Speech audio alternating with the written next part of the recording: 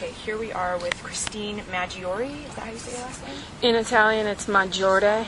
I am with the CSUN Sundial. You were married. What's the date of marriage? I have been with my husband since October of 1996. We didn't get married, however, until January of 2001. Okay. And he does not test positive for HIV, no, correct? He didn't test during the course of our relationship. He tested previously. Mm-hmm. The way he describes it, every time he'd break up with a girl, they'd call him back 2 weeks later, you should take an HIV test.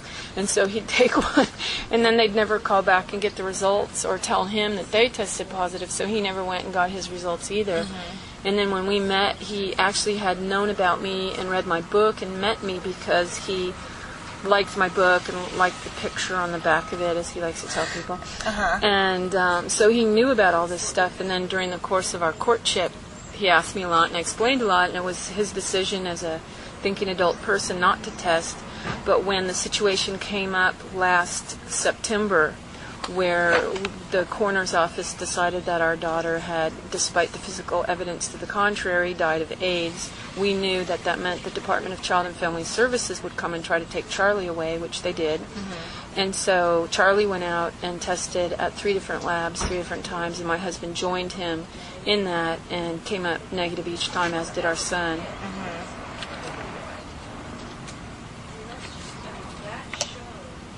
Okay. So, and how old is your husband? I'm sorry. He's 37. Okay, so according to your website, you tested positive in 1992, correct? Yes.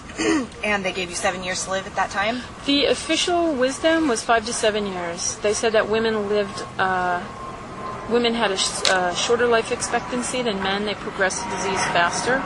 So that was framed around that idea. Mm-hmm. Okay, and so at the time of the testing, what were your thoughts on the connection between HIV and AIDS? I was actually, probably like most people, not very clear on that. I had spent from 84 until 87, essentially, living in Italy mm-hmm. and working and dealing in another language that I came to understand slowly, so I wasn't watching the news and reading newspapers as often as I might if I were here. Mm-hmm. And it wasn't a phenomenon that was being really heavily reported on there. Mm-hmm. I didn't really hear about it until it was close to when I returned home in 86. Somebody came with the newspaper to a party and said, look what's going on in the United States. And it seemed like, another weird thing in the United States. Mm-hmm. And the way it was described, it was something happening to gay men. Mm-hmm. And when I was growing up, there was a little diet candy called AIDS. Mm-hmm. And I thought that the newspaper meant that all these deaths that they were talking about, these mysterious deaths, were attributed to this diet candy. Oh, uh-huh. So I was even more confused. And later when I came home and was paying more attention to things, and we started getting, Newsweek and Time into my office, right. I'd flip through it and I'd see what was going on. But I think, like a lot of people, you don't understand, and now it's even more confusing, the difference between the two phenomenon. Mm-hmm. Because you see a lot of times it defined as HIV/AIDS. Mm-hmm. And so that makes it even more indistinct as to what it all is when you break it down. Right. What made you want to get tested? An obnoxious gynecologist. She said that every woman should do it as a social act of consciousness, that it was an act of empowerment, and apparently she had never had anyone in her practice come up positive, so this was all a lovely theory. Mm-hmm. And when I came up with what she described as a positive result, she did not know how to handle it. She didn't tell me directly. She started crying over the telephone. I had to come into the office. I had no pre-test counseling, no post-test counseling. For me, it was like voting or recycling or, going on a walk to raise money for an animal shelter. Right. It was something you did if you were socially conscious. And right. I didn't understand the deeper implications. Uh-huh. So what was your immediate reaction to the results? Horror, shock, and very, very quickly shame. Because if there was one thing I knew, it was associated with people who had done something, quote, wrong, mm-hmm. unless they were a transfusion recipient or married to a hemophiliac, because most mm-hmm. women are not hemophiliacs, or most hemophiliacs are not women. Mm-hmm. But shame, utter and complete shame. My life was over. My dreams, my hopes, any plans. I was a loser and I totally blew it. It was devastating. And at the time, I felt like I was really happening. I had this multi-million-dollar clothing business. I was going to school at night in an accelerated degree program to finally get my MBA. I was pulling straight A's. I had friends. I had this house I bought and remodeled on my own. I had 3 cars. I was doing all kinds of, volunteer social kind of things whenever I could. And to me, the only thing that remained to make my life perfect was the right guy. And now that was just, I was a social leper instantly. Right. And when was according to your website, you've been tested more recently. What was the last test? The last test I took was in 2001, and it came up positive. I didn't get a copy to look at the banding pattern to see what exactly came up. So I didn't analyze the test. But what's interesting about the first test I took is the gynecologist characterized it as positive.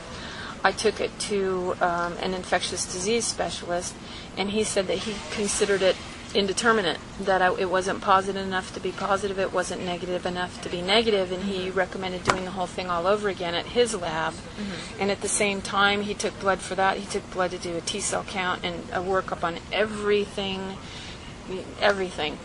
And when I came back to see him, he had one of those frowny smiles where he had good news and bad news. So he said, I'm really sorry to say that you've come up very positive at my lab. What I didn't realize is he took a test that had, I can't remember, it was 6 or 8 bands on it, and I'll show you what those mean later.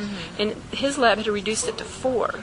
So whereas the other testing laboratory, only 2 bands showed up as reactive, at his they all showed up as reactive because they had been reduced to 4 bands. But he said the good news is that you're the healthiest person I've ever seen. You have, I think it was 1,700 T cells. Ideally, you want to have 1,000, 1,200. He said, if you weren't for this pesky fatal virus, you'd just be the healthiest person I've ever seen. So that was a bit confounding. And then further confounding that was he told me that there was nothing I could do to preserve my excellent health. I needed to wait until I got sick, and then there'd be medications available to me that might also make me really sick. The whole thing seemed like a big mess, and there was no hope of anything good. And what has your health been like for the last 14 years? It's been really interesting because I grew up, I spoke with my best friend from elementary school not too long ago, and the joke always was this little skinny Chrissy, who was always getting sick. I grew up a pretty sick kid. She related this one incident where we were at Girl Scout camp and we got stuck in the snow, and she wanted to give me her jacket because she knew that if anybody would get sick, it'd be little skinny Chrissy. So she gave me her jacket, and I got sick anyway, and so did she because she didn't have her jacket.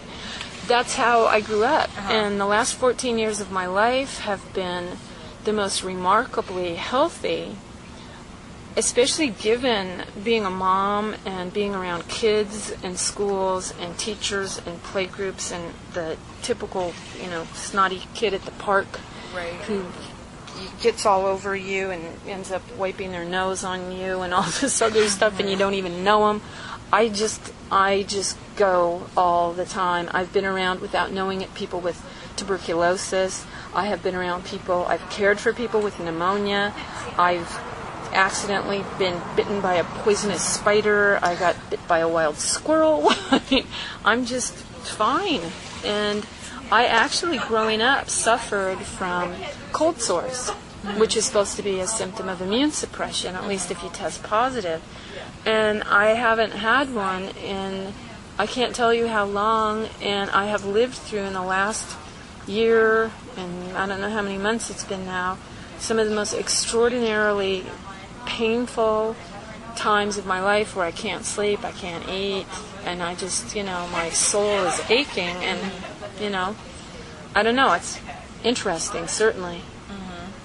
And is it true that you gave natural childbirth to both your kids? Yeah, I had normal childbirth with both of my children. And you breastfed both of them? Yes, I did, and that's based on research, not belief, not a philosophy. And I like to make that point abundantly clear.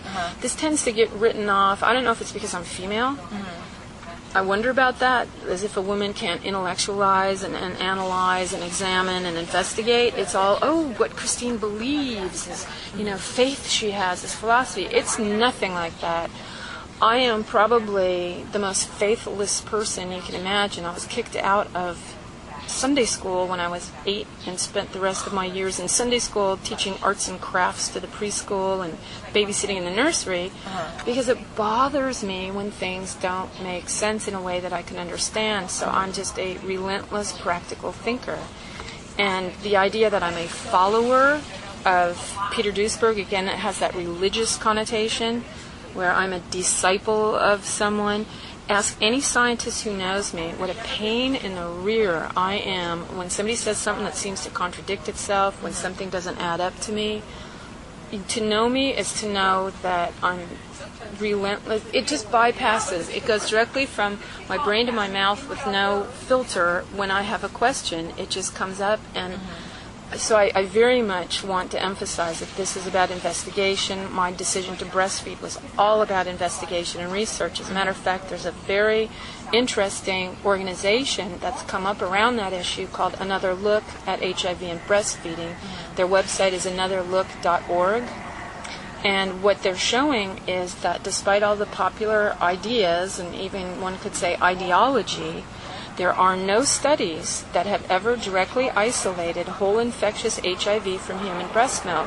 And what they don't have are outcome studies, clinical health outcome studies. They have some studies in which they see how many babies test positive from a mother who tests positive who also breastfeeds.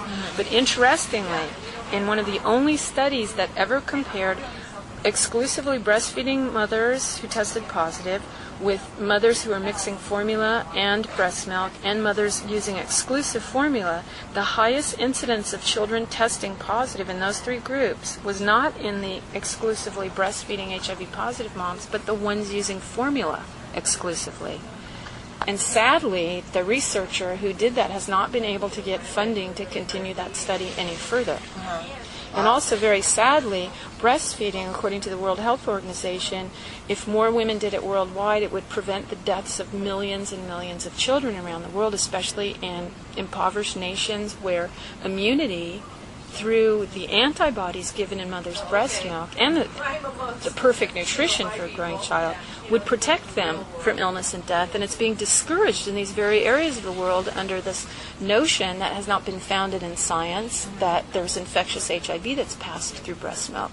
The whole setup is that you give your kid your antibodies because when they're born they don't have an immune system. It's forming. So they live with your antibody protection. And so prior to Eliza Jane's death, had either of the kids been tested for HIV No. or AIDS? No. There's no such thing as an AIDS test. One cannot be tested for AIDS. Okay. So neither had taken what is called an HIV test. And what was your reasoning behind that? The reasoning behind that is some of what I've brought here to show you today. The tests are not specific. They're not specifically testing for components or representatives of HIV. The antibody response that's measured is to proteins that are found in healthy, normal people. They're found in dogs. Some of the proteins are combinations of constituents. They're constituents of each other. There's nothing specific about any of the proteins used in HIV tests. The other problem is that there's no standard of interpretation anywhere as to what constitutes a positive test result. So you have some 70 cross-reacting factors that can make a test go positive. One of those is pregnancy, and that's clearly acknowledged on the first page of the EIA screening test, which is what most people in the world take as their first HIV test, and for some it's the first, last, and only. We don't do that here in the United States. We demand more tests. But all the confirmatory tests are looking for the same proteins, which have never been validated as being specific or unique to HIV, and they're very well known to have cross-reactions due to, as it says here, prior pregnancy, blood transfusion, or other exposures. So exposures to any number of things, including vaccinations, if you're living in developing areas of the world where malaria, tuberculosis, and leprosy is common, hepatitis. There's a lot of the world in which hepatitis is common. These things can and do cause cross reactions.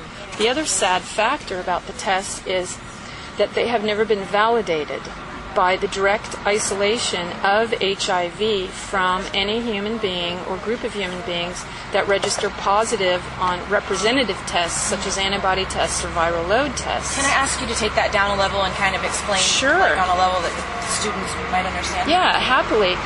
What a validation study would do is it would tell us, let's say there's a group of, well, first of all, it's logical that you don't want to test for the virus in everybody, especially if it were this horribly fatal virus. You don't want lab workers exposed to it every day. Right. And it takes a while to grow virus in culture, so you want to get your results faster than that. So to use a representative such as an antibody test to say when the virus is there is fine, as long as that representative test has been validated by finding the thing that you're really looking for.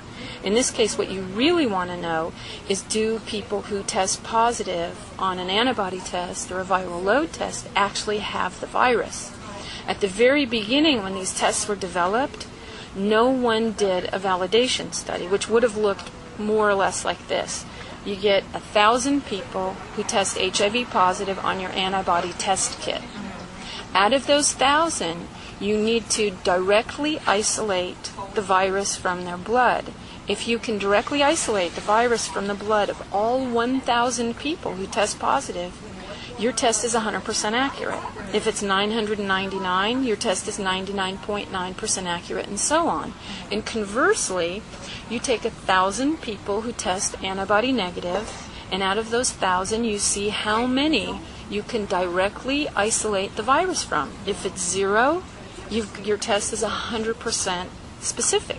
That means it'll correctly diagnose negative when people don't have the virus to whatever percentage you establish through this validation, and it will correctly diagnose who has the virus with an established percentage through this process of validation. That process of validation has never been done with any form of antibody test.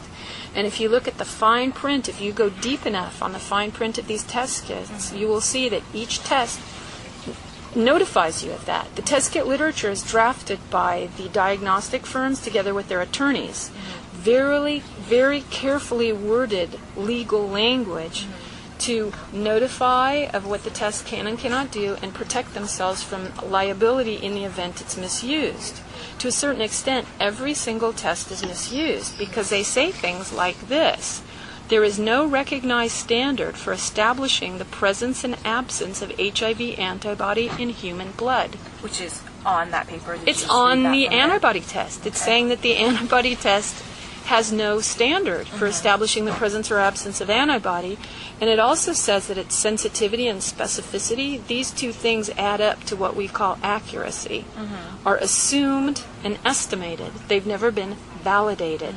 And that's why you see things like you cannot use any single test alone to assume that someone is positive. It's always called presumed positive rather than is positive, and positive is infected. They never say that. Right. They use these viral bands of significant interpretive significance to say who's positive and negative.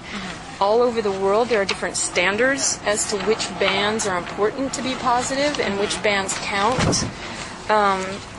I can tell you more about that, but I just wanted to show you. Here's people think, well, you know, the viral load test resolves the problem with the antibody test, because yes, you know, we're looking for antibodies, and it's odd because we give people antibodies through vaccines. Antibodies protect people from illness, but, you know, we've overcome that conundrum with regard to HIV because we have these tests called viral load, and they measure the load of the virus. That's a brand name. That's like a Whopper.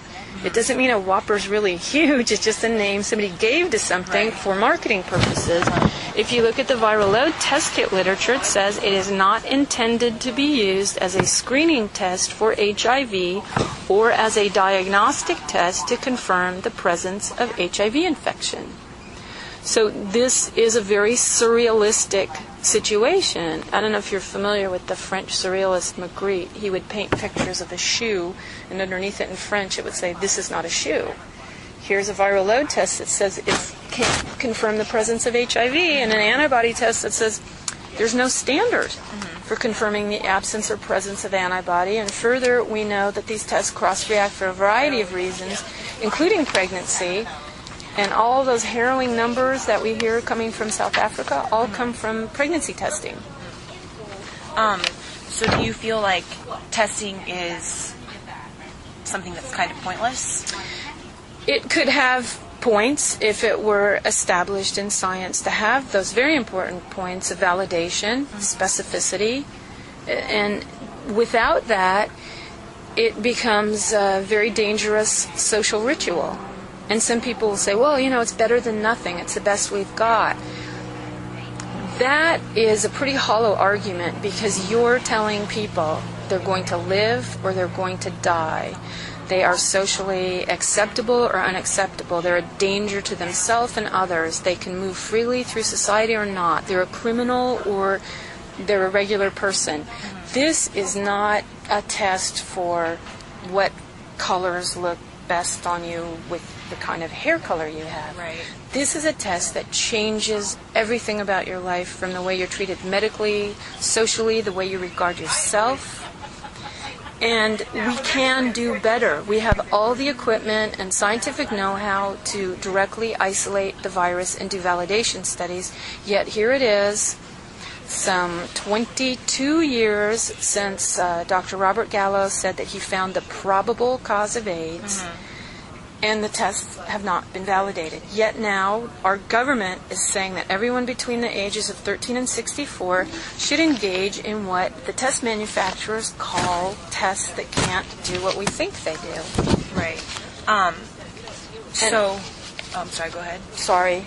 More interestingly, I think, is some of the literature, which is very hard to find, by the way. Some of this has to come through Freedom of Information Act. Here's, the OraQuick and these other rapid tests are becoming more popular, and they're used quite often in maternity situations where a woman's having a baby, they want to find out what's going on, they do an oral swab test. These are especially prone to cross-react in pregnancy situations. Look at how it describes it. It doesn't say this is intended to use to diagnose HIV. It says it's intended to use as a point-of-care test to aid in the diagnosis of infection with HIV. Look how far away use and infection are from each other in this very carefully constructed sentence. Another example of a point-of-care test is a thermometer. A thermometer can give you a reading, it can give you a reaction, it can tell you 98.6 or 102 or 73. Right. It can't tell you what's causing that reaction. It has no specificity to tell you that, and these tests are just like that. And look what they say here in the most recent tests. They don't call HIV the virus that causes AIDS, it's thought to cause it. Thought to cause it. And they claim that the test is based on isolation of a virus, presumably from human beings. That's not so. What this refers to is a study done in 1984.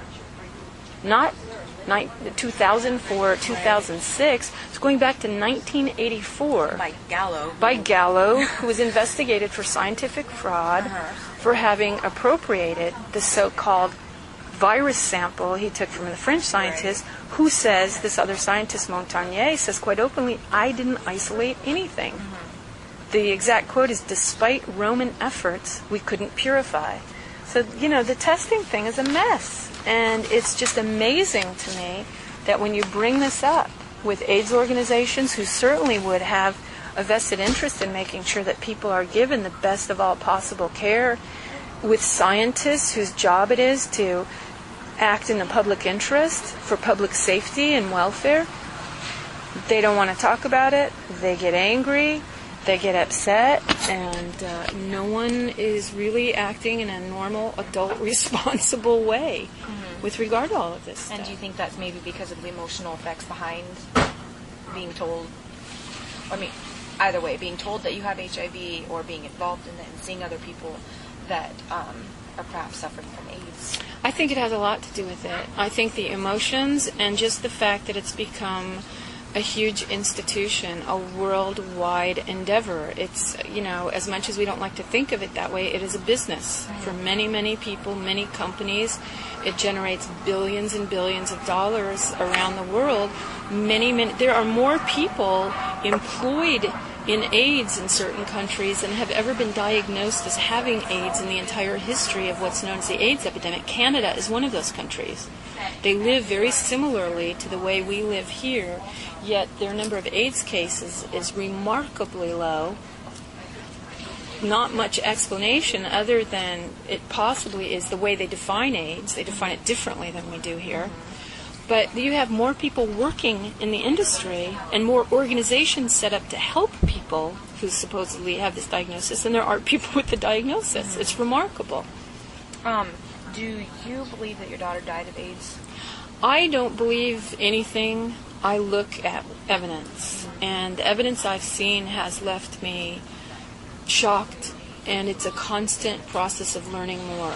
I just learned the other day, for example, that the coroner's office put on the front page of the autopsy that she had been admitted to the ER with pneumonia. The ER never made a diagnosis of pneumonia. After 2 chest x-rays, after noting that her breathing sounded clear and unobstructed, after she died, they never made a diagnosis of pneumonia. The coroner's office themselves, when they conducted the autopsy on my daughter on May 18th, which was 2 days after she died in the ER, they found no inflammation of the lung.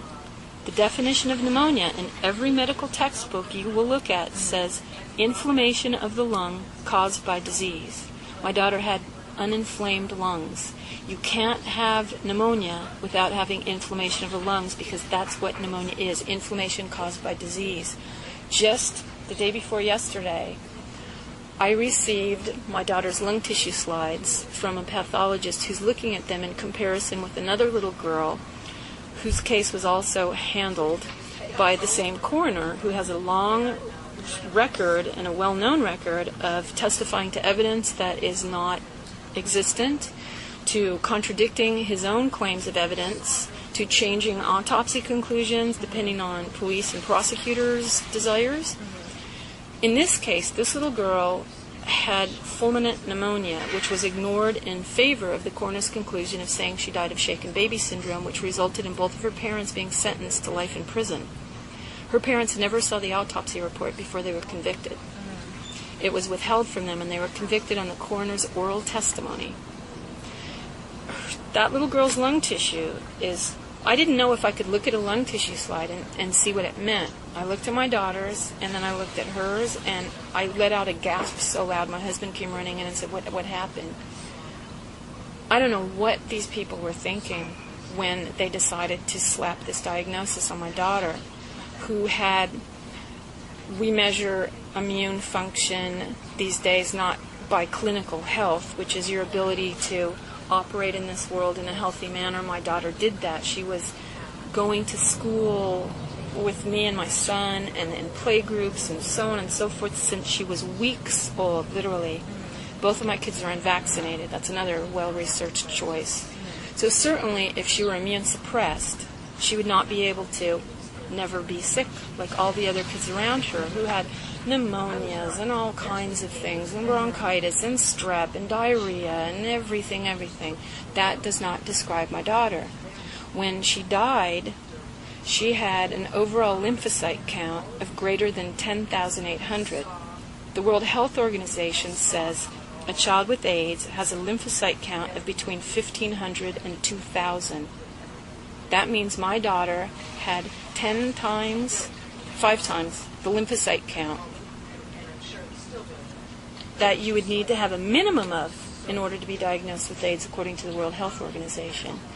Her medical record doesn't manifest illness, and she died very suddenly. Pneumonia of this particular kind, they say, it's not an acute, it's a, I forget what the word is right now, but it's a pneumonia that comes on slowly and builds, and if it's going to kill you, it's going to destroy your lung tissue. You can't have 2 chest x-rays of an invisible pneumonia, an invisible and symptomless pneumonia, that further is not seen at autopsy, But 4 months later, the coroner decides, the guy who never did the autopsy, the guy who called this little girl's lung tissue slides, well, he didn't even comment on them.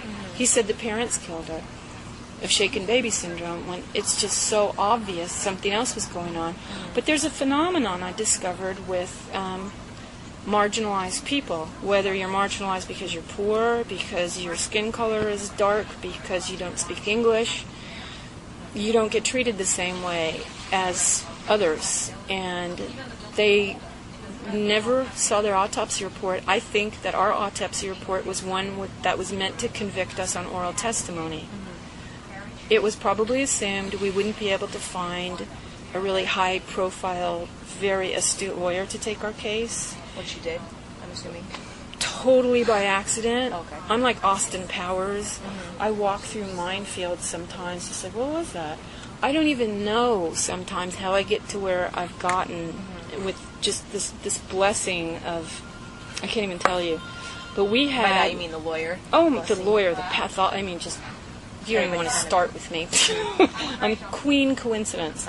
But, yeah, I mean, that has been our saving grace, is this attorney who said, we're not taking a step further in this until we see the autopsy report. Long sigh. They were entering data into my daughter's autopsy report after they said it was complete. And once it was complete, they gave it to the LA Times before they gave it to us. And so what was your reaction to LA Times? They did, in the LA Times, say that you, or that your daughter had died of AIDS, right? Didn't they make it as a statement? Well, they didn't do that because they felt like it. That's what they were told in oral testimony by the coroner's office, because even when the LA Times wrote that story, they did not have an autopsy report. The coroner's authority has a lot of weight. And unfortunately, that is abused, not just in our case and not just in California and in Los Angeles, but there's cases around the world where coroners are getting nailed all the time.